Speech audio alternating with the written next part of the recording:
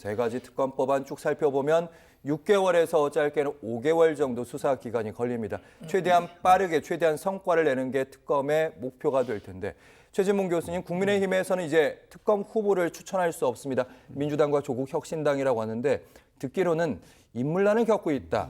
이런 얘기 들리더라고요. 왜냐하면 이제 특검으로 활동을 하게 되면 뭐 본인 입장에서 하는 분 입장에서 보면 장점도 있고 단점도 있을 수 있어요.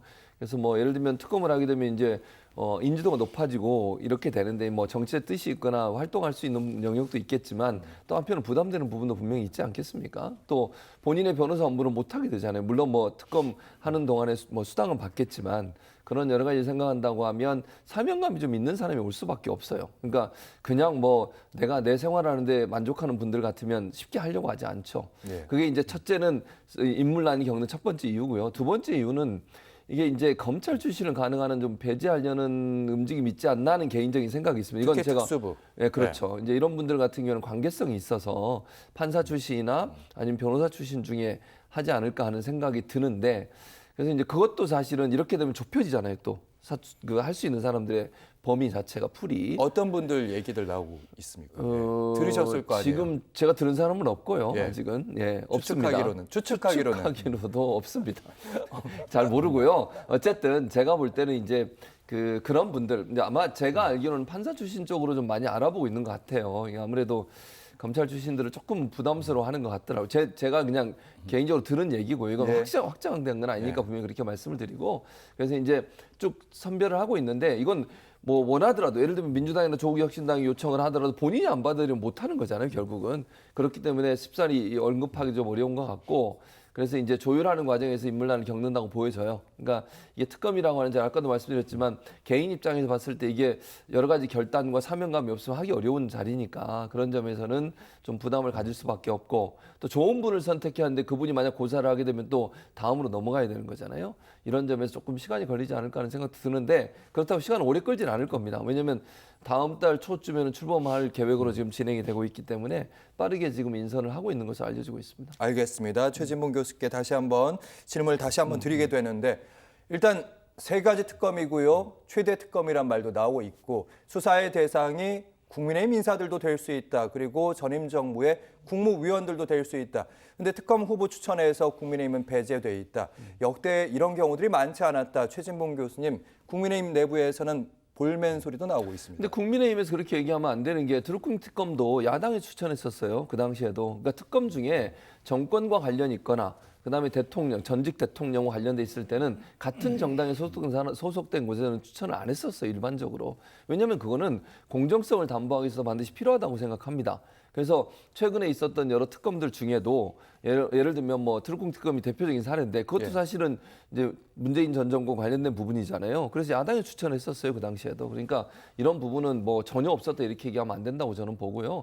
이번도 마찬가지입니다. 제가 말씀드린 것처럼 세 개의 특검 다 김건희, 윤석열 두 부부에 대해 연관성이 있는 것들에 대한 특검이기 때문에 윤석열 전 대통령이 소속돼 있었던 국민의힘에서 추천하는 것은 바람직하지 않다고 보고 공정성을 담보할 수가 없다고 생각이 듭니다.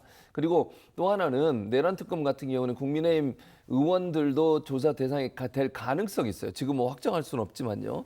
왜냐하면 다른 게 아니고 개헌, 비상개헌 예.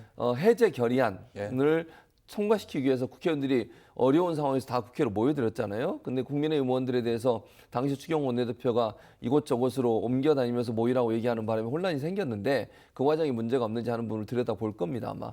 그런 부분들이 연관이 될 수 있기 때문에 국민의힘에서 특검을 추천하는 것은 수사의 대상이 될 수 있는 제가 말씀드렸어요. 이건 반드시 그렇다는 게 아니고 가능성이 있는 정당에서 추천하는 것은 바람직하지 않다. 그런 의미가 있다고 봅니다. 알겠습니다. 이종훈 평론가님, 국민의힘에서 또 나온 얘기들 이런 겁니다.